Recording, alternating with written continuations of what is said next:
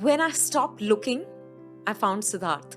You went through this phase, like where Yeah, relationships... actually, I've never wanted to be married. I have to be honest with you. I never saw myself as someone who could get married. I'm just going to date now, just have fun. And at a time when I wasn't expecting it to go anywhere, I met Siddharth. I guess I'm just gonna date now. I'm just Yeah. gonna have fun. Where do you belong? What have you figured? What have your 40s been like till this point? Oh, beautiful. I cannot tell you how liberating it is to be a 44-year-old. And I used to think that, oh, what rubbish. How can everyone have the same experiences? How is it that every woman beyond 40 says, I don't care? But really, you don't care. You know, I think it's just fascinating, right? You just beyond 40, I don't know about men, but I think women begin to care less and less and less about what other people think about them. Not going to make this intro too long. What I will say is that there's very few professionals from the world of films who are able to talk this eloquently, who are able to open up their heart in front of the audiences in this manner. And I will definitely say that she's been on my original wish list for this podcast ever since we began.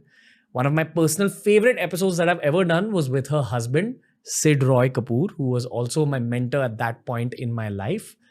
Trust me, you're going to enjoy this conversation if you enjoy raw, vulnerable conversations. Vidya Balan's new film Niyat is releasing on the 7th of July. Go watch it in a theater near you. But for now, enjoy this beautiful, heartfelt episode of TRS featuring Vidya Balan.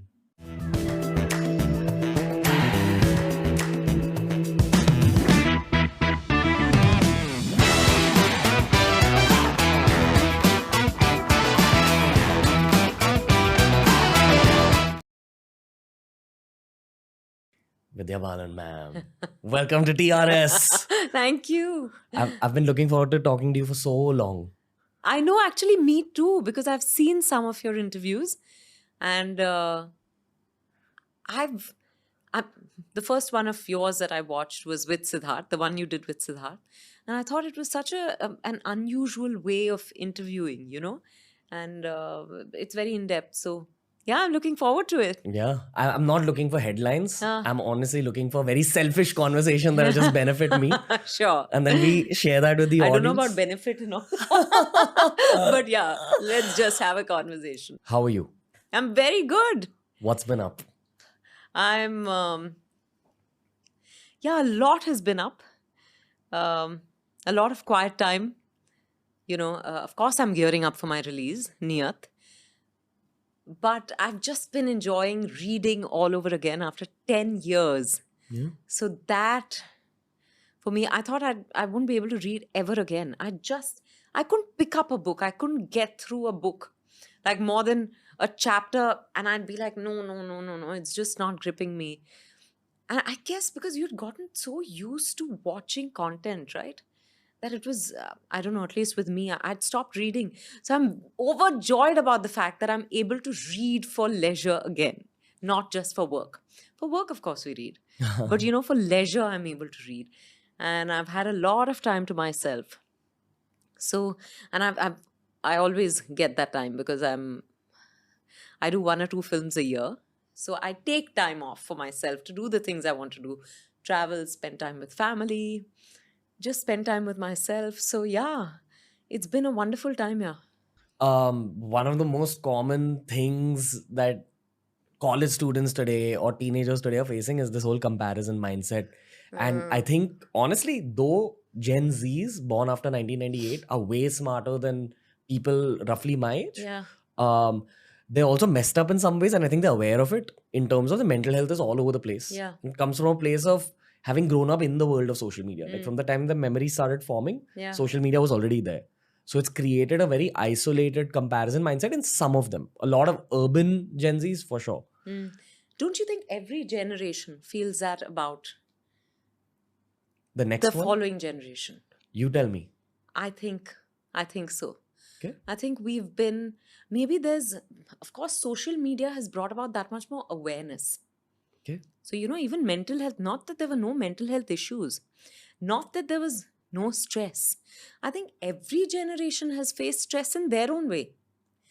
But I think now, because we're talking about it so much, because people are putting it out there, people are saying I'm going through depression, people are saying I'm bipolar, people are saying, I'm feeling lonely. I feel there's so much, because there's so much conversation around it, I think it's magnified. Okay. I personally feel that that's not true.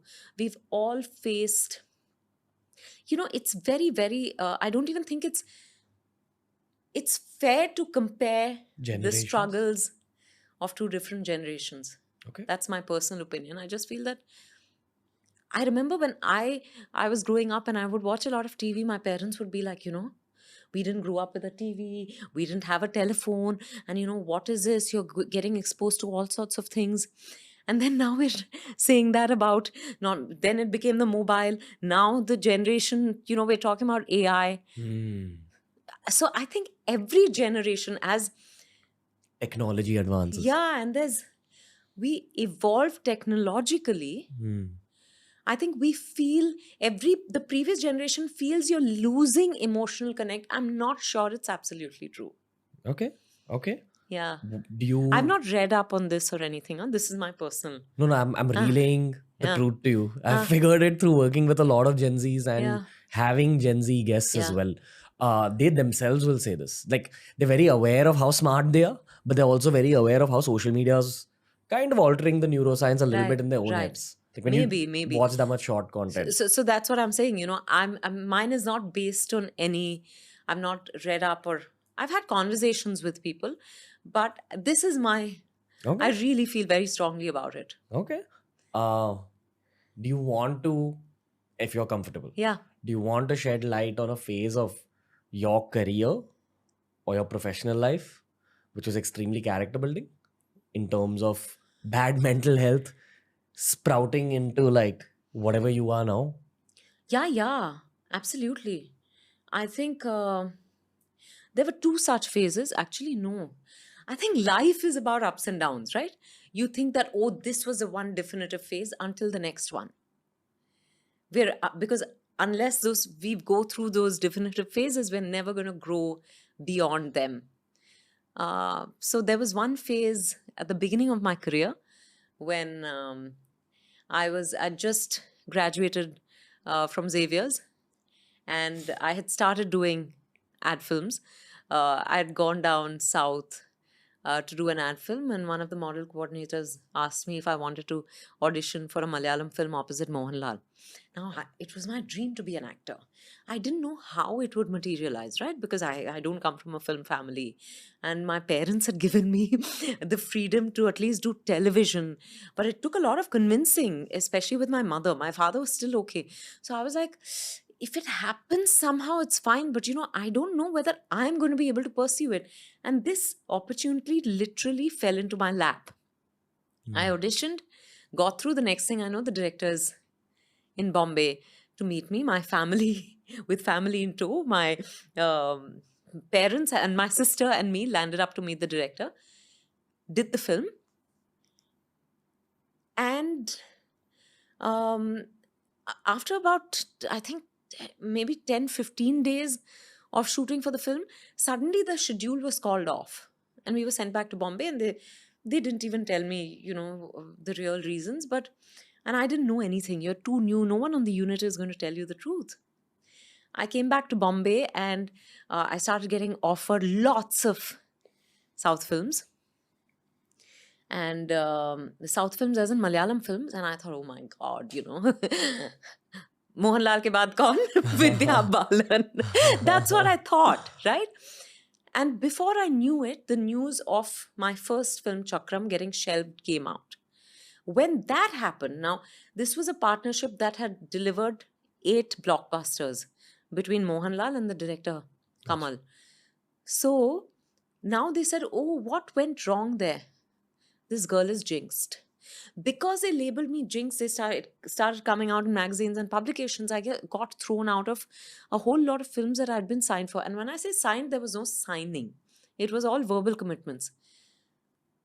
So I think within a span of 3 years, I was there were 3 films.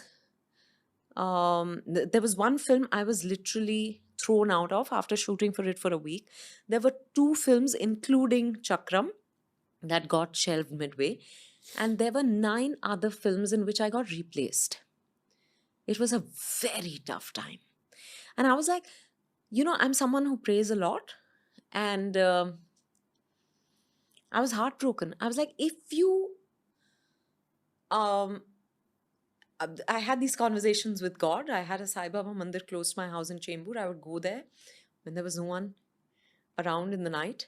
I would sit there and I would have conversations with Baba, and I'd say, why did you dangle the carrot in front of me if this is what you were going to do? I couldn't understand because I had done nothing wrong and I felt like I was being punished for something I hadn't done. I would cry a lot. I would fight a lot with my mother, but I would also have lots of conversations with my father, my sister, and my brother-in-law. And I felt like I really began to believe, Ranveer, that I'm jinxed. I think that's the worst, because it's okay for me to tell you that, you're, just as an example, you're dumb. But if you begin to believe you're dumb because I am saying it, that is where the damage comes in, right? And I began to believe I'm jinxed. So I think and at that time, for the first time, I'd done about, I don't know, 70, 80 ad films by then already. At that time, there were times, for the first time, I got dropped from an ad film at the nth moment. Another episode I did with Irfan, as a matter of fact, no one knows that Irfan and I have worked together. We did an episode for a television show. And amongst all the episodes, there were episodic stories. Amongst all the episodes that got released, ours was the only one that didn't. So it's like fear is a self-fulfilling prophecy. It's exactly like that. I began to believe it.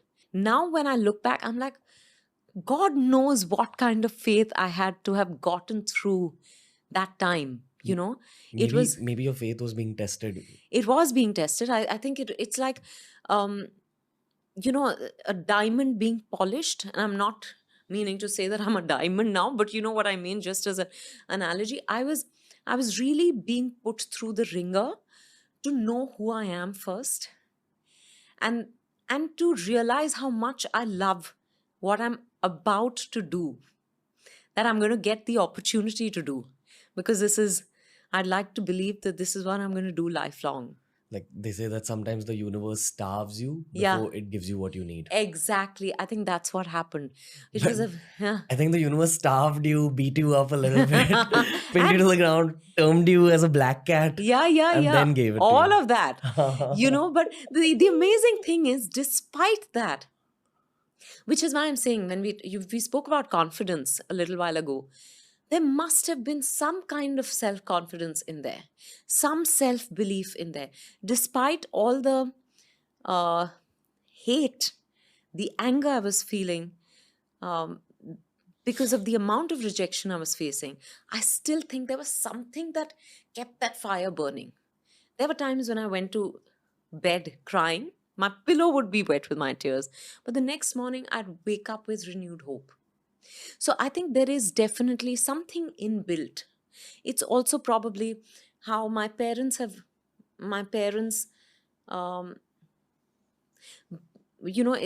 brought us up to believe that prayer gives you a lot of strength.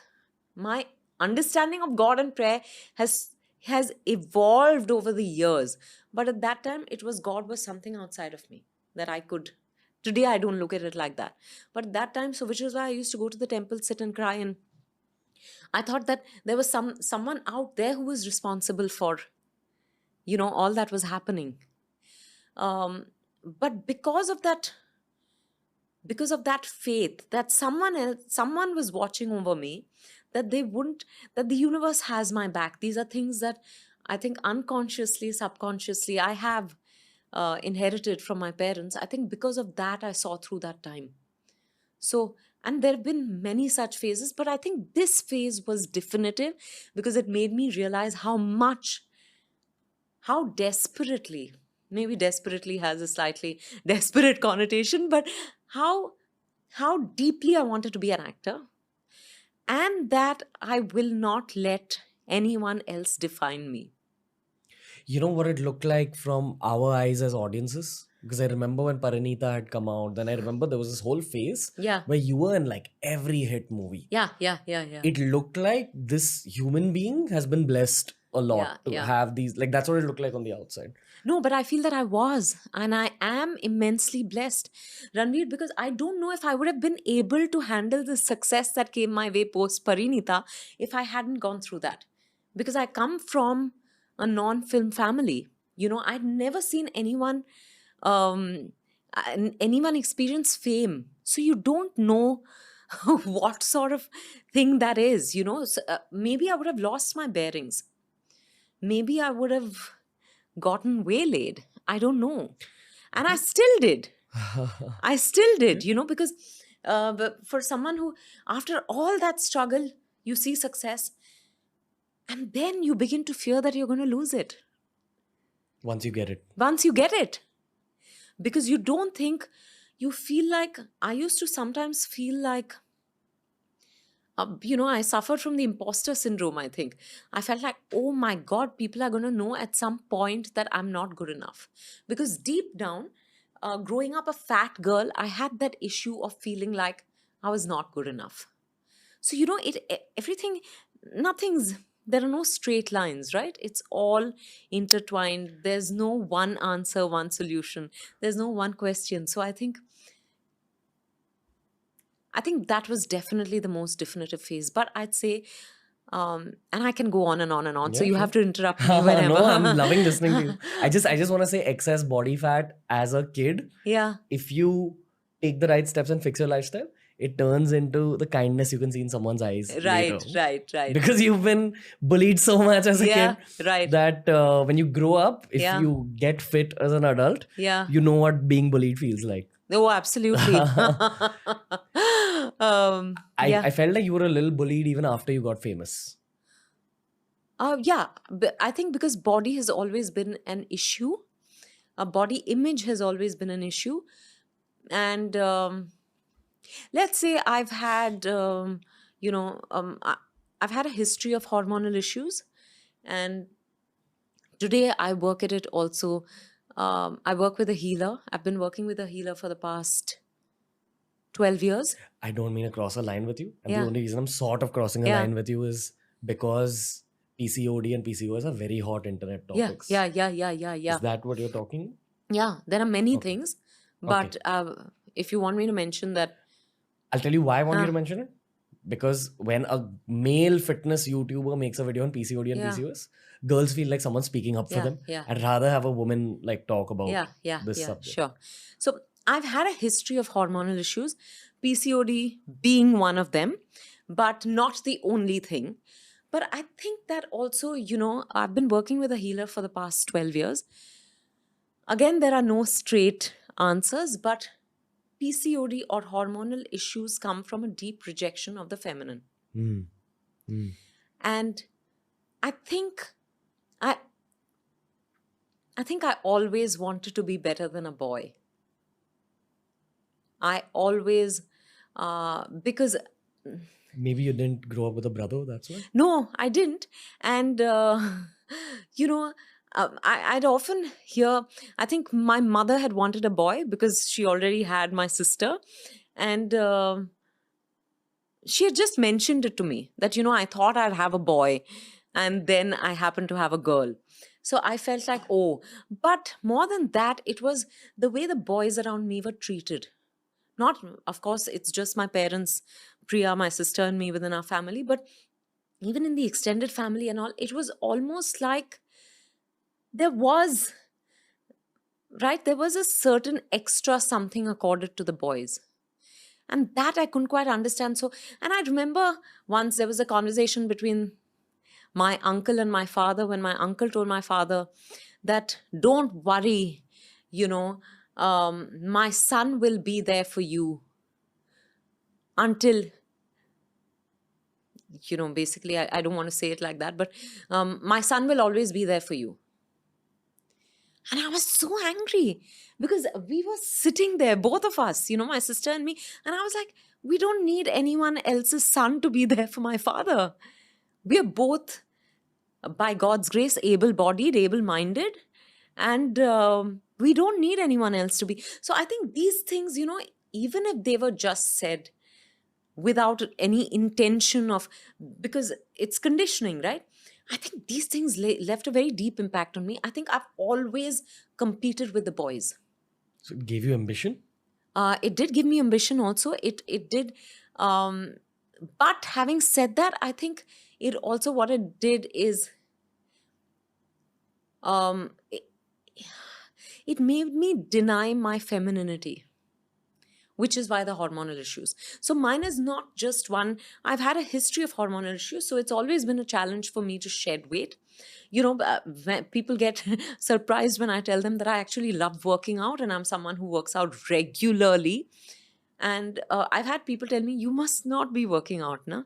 Or you must love your food. And these things used to piss me off before. Now it doesn't. Because I know who I am and I don't have to prove anything to you. But there was a time when it would really anger me because I would feel like they were judging my body. And actually, so I think it's, so coming back to what we were talking about. So I've been working with a healer for the past 12 years. And it's been wonderfully revelatory how everything in my life went back to the body finally. If a film didn't work, I thought it was because of the body. Wow. It's that deep rooted because actually we don't realize how we human beings see ourselves as our bodies.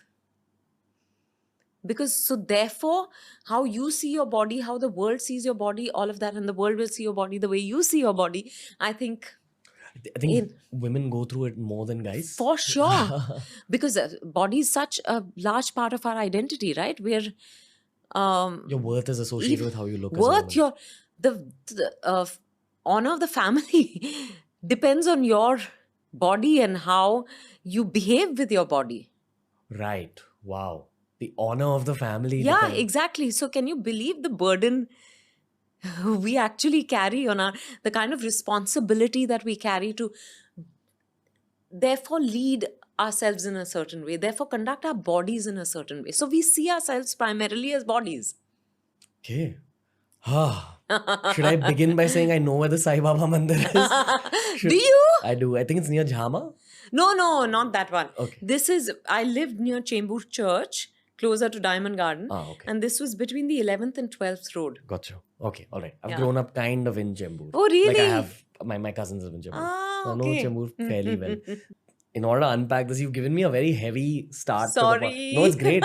It's great. This is what podcasts are for. Right. It's real conversation. Yeah.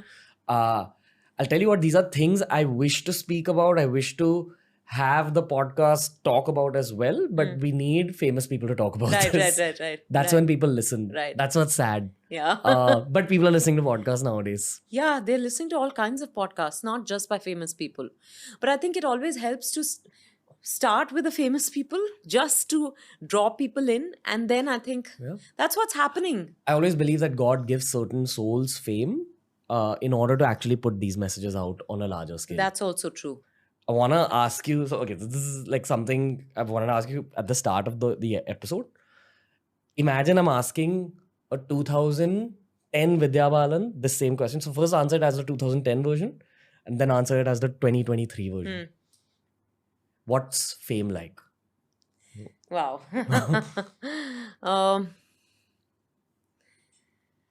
Wow, what's fame like? First as 2010 Vidya Balan. Yeah, as 2010 Vidya Balan, it's heady, but it's also scary.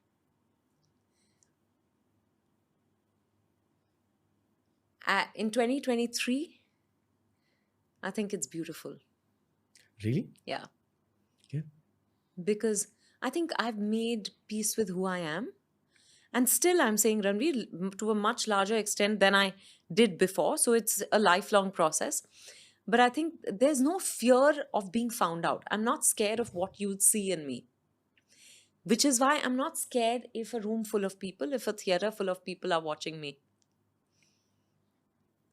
Whereas it was scary then because I was scared that they'll see that I'm not who they think I am on screen. I'm no longer scared of that. Okay. Anything else you want to say? No, just this. I feel like through this podcast, like the podcast has only been picked up recently. It's gone mainstream recently, and fame suddenly increased. And I've also seen so many down phases in my career that I know how fleeting it is. Have you had that feeling? I'm assuming when you got that first flop, Ghanchakkar, Yeah. after. No, I'd had flops before that. But yeah, the flop after the spate of successes. I definitely think, in that sense, yes, fame is fleeting. But so is the lack of it. Ooh.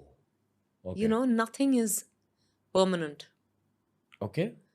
And it's when you know that we'll never come across this day another time or this moment another time, you realize that nothing that exists now can, uh, ever be repeated. So, and every time there's a lull and then there's a low and then there's a high, it's a different low and a different high. No two lows are the same, no two highs are the same. I've had film industry leaders on the show, actors who are probably in their 50s, mainstream stars. They would have answered the same question in a very negative manner. Very Really? genuinely, but in because they Yeah. have a negative relationship with fame. True. In terms of, they're not arrogant, they're just like, dude, it's too fleeting, there's too much pressure on me. But it's this. Someone asked me a beautiful question in an interview a little while ago. They said, what do you want to be remembered as? And, what about your legacy? And I was like, I don't care how I'm remembered. Because once I'm not there in the body, it doesn't matter. If you're good to me when I'm here, in the now, I'm happy. Because I don't know. Once I'm gone, I don't know. No one knows. We all talk about energies and all that, but I don't know whether this is even going to matter. Fame and legacy. Yeah, And exactly. your body of work. Exactly. Okay. Who knows? If people remember me, great. If they don't remember me, great. Okay. As long as you're good to me when I'm around and I'm good to you when I'm around. Okay. So I think to each his own.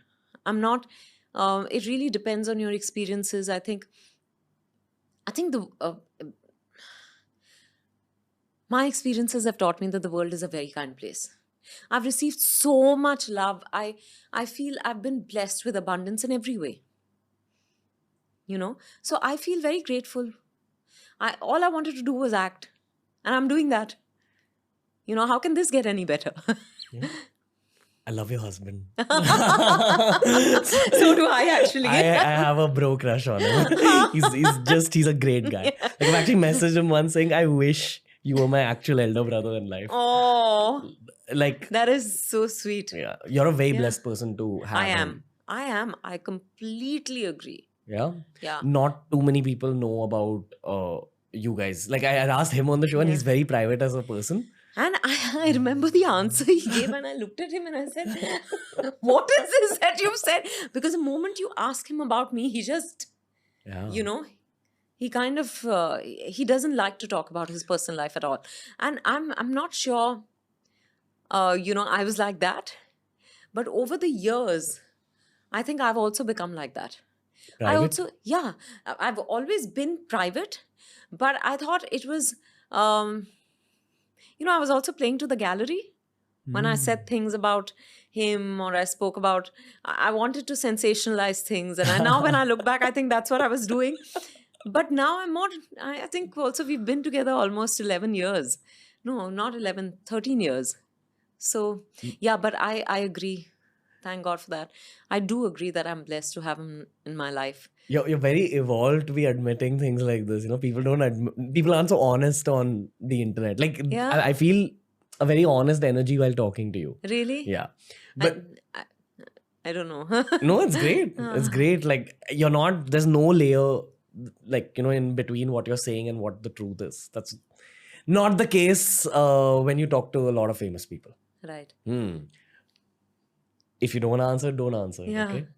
How did you guys win each other's hearts? If you don't feel like answering it, don't answer it. No, I think obviously it's always last us at first sight. Both are sapiosexuals. Both are just really smart, really straightforward, well-spoken people. No, because I can tell you that we, of course there was some connection, but it starts with a physical attraction, right? So initially he's a very good looking man. To me, he's the most good looking man I know. And but I also got attracted to the fact that he's a very secure man. You know, more secure than most men I've met. Hmm. And without taking away from that, um, I just want to say, because I've seen my father who's very secure. So I think, and they say, right, you look for your parents in your partners, in your partner. And therefore, I think what drew me to him was how secure he was, being who he is. And he's um, very private, but very authentic. Very, there's no, and there's no, Facades. yeah, there's no facade really. Hmm. Yeah. Yeah, there's no, he can't, he's not fake. Okay. And I don't know whether, I think that's a choice you make, right? You The first time I saw him in a room, I went up to him and I didn't say hi or how are you. I said, "So you're my idol." Really? and and he was like, "Oh, thank you." And he gave me room to even like speak to him. And there were other people in that room who saw this and started judging me. And I picked up the judgment, but I didn't care because I was talking to him. Right, And he's right. genuinely my business idol. Especially at that point, I was like, Right. just it was media entrepreneurship in my head. So I'd studied him. And he was so humble and he came down and spoke to me. A month after that, he was on the show, etc. etc. So I love him. But I want to know if you hit on him first or he hit on you first. Who hit on who? I think I didn't. Okay. I don't know whether he hit on me, but I definitely think he made the first move. Okay. Because I don't think I would have made the first move. Yeah. Because at that time you were going through all those No, new no, no, no, fame. no, no. Oh, just as I just think that, fame was also new to me. So I didn't know how people, whether he wanted to be with the actor or with the person, or, those are things that you wonder about when. So I just wanted to be, I wouldn't have made the move with anyone okay. because this was so fresh, right? Fame was a new thing I was faced with. So yeah, he made the first move. He impressed you with his brain. I think with everything. Okay, cool. Fame. Let's go back to Yeah. fame a little bit. I like what you said about you didn't know who's trying to date you just because you're Vidya Balan, the actor, who's trying to date Vidya, the person. That's a real thing, right? And not just in terms of dating, huh? Friendship. Yeah, friendship. Those were very hard lessons I learned early on. I didn't realize that, in this, I call it the curse of the profession. I'm saying I call it because I've spoken about this a few times to my closest people, about how in this profession everyone is a means to an end. You're never the end. Wow. This is social climbing explained in a much more intense way. Yeah, like people are interested in you when you're successful, when you're famous, because of what that association can bring them. And I'm not saying everyone, but to a large extent, or most people, right? They are not interested in knowing, oh, how is Vidya feeling today? How is Ranveer feeling today? You know, um, what is he? Is he having a good day? Is he? No. If I am interested in whether you're having a good day, if you then feel that I'm showing interest in you, and therefore it's a way to ingratiate themselves a lot of times. But because it takes time to build equations, whereas everyone with a celebrity or with a public figure, whatever you call us, right? I think people are in a rush to forge equations. You know, Wow. they just because, and they not that they're sitting and manipulating and strategizing and saying, it's just the way we human beings are wired. Survival instinct. Yeah, I don't know if I would be and not just survival instinct, it's what can we get from the other, right? So I don't know if I would be like that if I was faced with maybe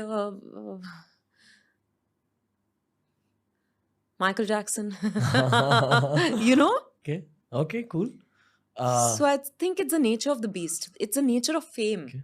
How are you feeling today, Vidya Balan? Very good. Thank you. No, I actually, I enjoy promoting my films. I have to say, that's the only time I do interviews. That's the only time I interact with people.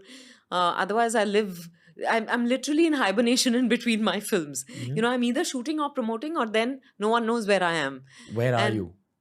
At home most of the, either at my place or my parents' place or my sister's place or my in-laws. These are the 4 places you'll find me. And or traveling, but I'm in my own world. Okay. So I today I've had a great day. I've stepped out, I've met people, I've spoken about various things. You know, it's always, and this is like such an unusual conversation, not the kind that we've had during the rest of the day also. What do you use to people asking you usually? Usually अपने character के बारे में कुछ बताइए. You know? And today I have to say that all the interactions have been unique, but this is very unusual. This is weird. In a no, positive not way. weird. I don't mind. Like, no, but not weird. I love it. I could have this conversation forever. Where do you belong? What have you figured? What have your 40s been like till this point? Oh, beautiful. I cannot tell you how liberating it is to be a 44-year-old. And I used to think that, oh, what rubbish. How can everyone have the same experiences? How is it that every woman beyond 40 says, I don't care? But really, you don't care.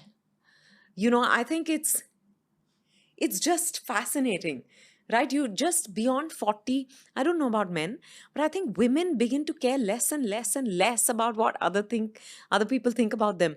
So it's just great. And I think I was anyway on that journey from before, maybe because I'm an actor, I was propelled in that direction earlier. But it's amazing. I feel free today. I feel free to just be who I am. Okay. So I'm enjoying myself. Been liberating. So, yeah, like I don't like to sit with my feet down. I'm being very honest with you. You know, and now I've started doing that in all my interviews. I'm saying, unless someone says that there is some issue, it's not, if they're uncomfortable with it, it's okay. I respect that. But otherwise, I'd rather, you know, my legs don't reach the floor most times. It's uncomfortable. Why would someone not be okay with this though? But I'm just saying, if it's not looking good on camera according to them or whatever, I respect that. It's their show. I'm a guest, so I would do it. But, you know, it's great to not care. You know, with guys, I've seen it's half and half. Like there's some guys who become very self-actualized, like how you're describing. With women, I've usually seen them getting self-actualized a lot in the 40s. So it's just my observation from being 29, 30 right now. And I might be entirely wrong about all this. But with guys, it's definitely half and half. Because I'm a guy, I know what the masculine journey is like. Some guys feel really bad that the masculinity is getting challenged and the testosterone's reducing and they're losing muscle mass. And they feel like now their opportunities for success have gone away. And some guys become more and more peaceful. Have you seen a lot of the negative masculine journeys? With other not people? really. Really? Not really. But I will say self-preservation is much higher amongst women.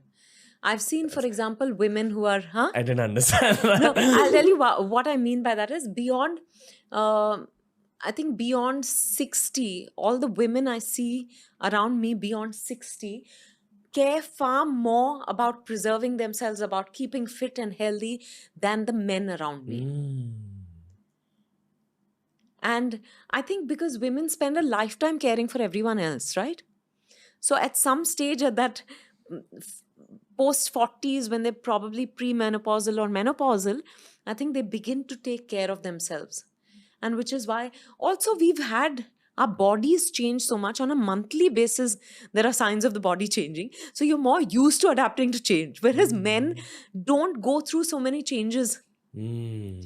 So, which is why I think they get thrown, for example, after they retire, a lot of men don't know what to do. After they're not that virile, I guess they don't Yeah. know what to do. Maybe it's a combination of all those things. Yeah. But I definitely think not negative, but I think men, for them in their later life, it's a bit tougher. Because your body suddenly become, I'll give you Yeah, the yeah. perspective here. A lot of my guy friends who've not taken care of themselves, my age, 1993 born, are suddenly getting a lot of health problems, including ED and things like erectile dysfunction at my age. Already? Yeah. Who've not taken care at all of their bodies in terms of they've. No, I think it's also the stress, no? Yeah. It's a Yeah, yeah. I think So it's many like things. smoking combined with lots of drinking, combined with Yeah. lots of stress. I think it leads them into this. Then I feel I've taken a lot of care of my own body. But sometimes if I'm going, if I'm taking a flight and I try moving a heavy bag, I suddenly pull something in my hand. I'm like, okay, this used to not happen even like 2 years ago. As my strength reducing. And then I realized as a kid, when you're watching sports, when a player turns 30, you're like, oh, now he's not going to be as Yeah, strong and fast. yeah. Exactly. And then you realize you're an old cricketer, an old footballer now. That's weird. Even at 30, I want to know what 45 is like, what 60 is like being a Right. guy. And when I've spoken to older guys, they say that it's the same thing, more intensely. Right. Like where suddenly your masculinity is challenged. You know your body is not what it was. And it's a source of pride to be that strong, fast, athletic for a guy. No, but I guess also when you associate, when your identity is so closely tied in with your masculinity, right? And what you associate that masculinity with. It could be money making skills. Yeah, it could be power. It could be, like you said, being the provider. I also think girls just know their own minds and hearts better. So they're able to navigate at all stages. This whole thing key. I truly believe, and there's a lot of people who don't believe this, but I truly believe that a 15-year-old girl is way more emotionally mature than a 15-year-old guy. Of course. And a 60-year-old girl is way more mature than a 60-year-old guy. Right. I think it's because you guys can navigate your heads way better. Which is why I think traditionally younger, like girls would marry boys or men who were at least 5-6 years older than them, because only then would the emotional maturity match. Yeah. So there was a reason. It was not just some superstition. I think that's the reason that happened. I think it's just I think the way that's the way that's nature. Okay. That girl, the shoulder injury girl, Yeah. was 5 years younger. Didn't work out because I'm at a stage where marriage is the priority and relationships are the priority, and she's at a stage where It's not. Yeah, it's not. It's probably the third priority. Right. And I get it because I've been 24 and I know what that feels like. And I feel like, the universe. But how amazing that you get it. As in? That you get why that's not a priority for this point. You think, why would someone not get it though? No, but you can, because you want what you want. So you don't have the empathy or the desire to understand why they don't want what you want. Curse of being an artist. I guess. If you're creating art, better be able to understand people's hearts. Yeah. So in the same way that you were starved of film projects, I'm being starved of the one. I think anything I'm trying to do, it's not working out situationally. Right. Like, what do you mean situationally? Matlab, the breakups just end up happening. Like, I don't, even if I give it my 200%, it just ends up not working out.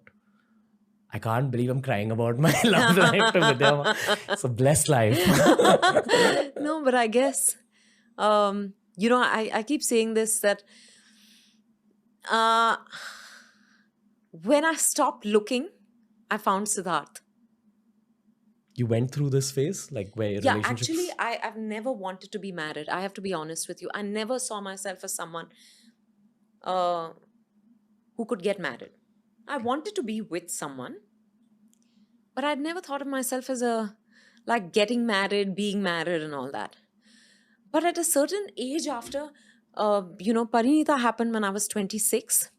And then by the time I was 30, I'd already seen a lot of success. And now I was beginning to want to share it with someone.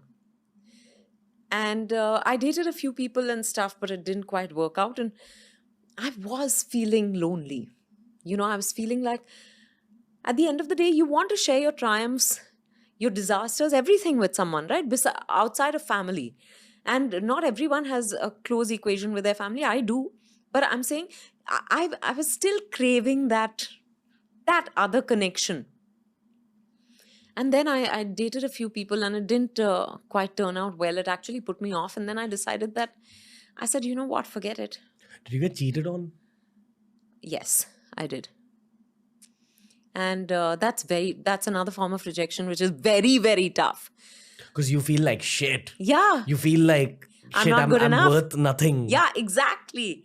But in retrospect, I'm so glad all that happened. Because, it's like the wheat chaff, right? When the wheat and the chaff just separate when you put it through a sieve. And that's what happens. So you have to let go of and I don't mean to demean them as people, but things that don't serve you. But you need these experiences to realize who you are, what kind of relationship you want, what you're willing to give, what you're not willing to not get. Or, what are the non-negotiables? And you don't have to articulate them. They just happen over time. And then I just said, you know what? Okay, I don't want to be with anyone. I'm just going to date now. Just have fun. And at a time when I wasn't expecting it to go anywhere, I met Siddharth.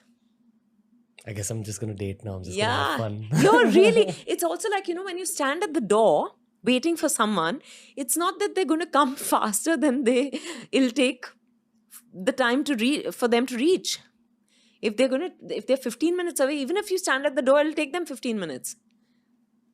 Right? That's not going to... So you'd rather just chill, do your own thing. They'll reach when they have to. Because divine timing is a thing. Yes, exactly. It is a thing, right? It is a thing. I think that's even when I'm hearing your journey, that's the one constant thing I'm seeing. That only when the time is right, the dam's gates open Na up. samay se pehle, na samay ke baad.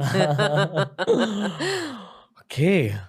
I really appreciate... This is not the end of the podcast, but I really appreciate how much you're just flowing with the artistic process. There are people who've seen way lesser success than you who come into this room thinking that they know the art form. They try telling us how to do our jobs. And it says a lot about you that you're just sitting and you're flowing with our process. I'm going to say this as a compliment. It may not sound like a compliment, but it is a compliment. Yeah. I do think that you're eccentric. And I think some of the world's most beautiful people are eccentric. Oh, thank you. Some of my best guests are eccentric. And I wish there was a nicer way to sajao that sentence and make you feel like it's a compliment, but just take the emotion. But now that you've said it's a compliment, thank you.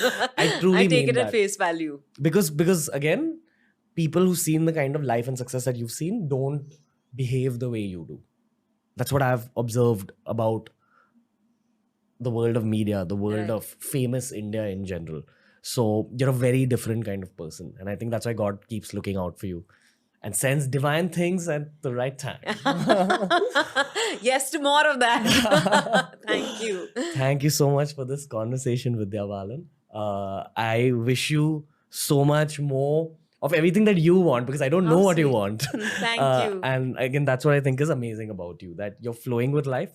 So whatever you're meant to get, I hope you get it slightly sooner than the divine timing. How also. sweet. Thank you. And I wish you the same and more. Thank you. Niyat saaf ho to sab sahi hai. I had to bring in the film somewhere. It's all good. It's all good. Go watch Niyat, everybody. For Vidya Balan and for my homegirl, Project Akoli. Yeah, baby. I really appreciate you. Thank you. Thank you. No, I've enjoyed this genuinely. And yeah, I didn't get a chance to ask you anything, but another time. Yeah. No, this was just like the icebreaker. I have a feeling I'll be speaking to you again. And I know that that's going to happen based on divine timing when I need great advice. You give great advice. Oh my God. There was moments where Shrutesh went like this after a few of your pieces of advice, and that's when I know, okay, it's an impactful episode. I hope he's not like, oh God, not again. No. I'm studying like the vibe that my boys have all the time during these shoots. So everyone was gripped, and that's why we're gonna get a lot of views on this one. Yes to that. I love more views. I love more people walking into the theaters. All of that. Another small compliment is that I think the internet needs you. And all these perspectives, people don't have these kind of perspectives enough on the internet. So I will leave that to you. Please be available more on the internet. No, happily. Call me again, I'll come. Okay, we'll do it. Vidya Balan, thank you. I will let you go now. And I wish you all the love, success, peace, and everything in between. Thank you, and wish you the same and more. Thank This has been lovely, really. Thank you. That was the conversation for today. What I can guarantee you is that this is not the last time she's going to be on TRS, because it's very rare that I get someone who's able to articulate their heart's thoughts this well. Lots of people can articulate their knowledge. Very few people can articulate what they're feeling on the inside. That's what I personally feel like Vidya Balan's strength is. One of the most humble people I've met from the Hindi film industry. I'm really looking forward to hosting her again. I'll definitely be watching Niyat in theaters for the sake of Vidya Balan and my bestie, Prajakta Kohli. So guys, please go watch Niyat in a theater near you. And until next time, from Ranveer and the team, we will see you soon.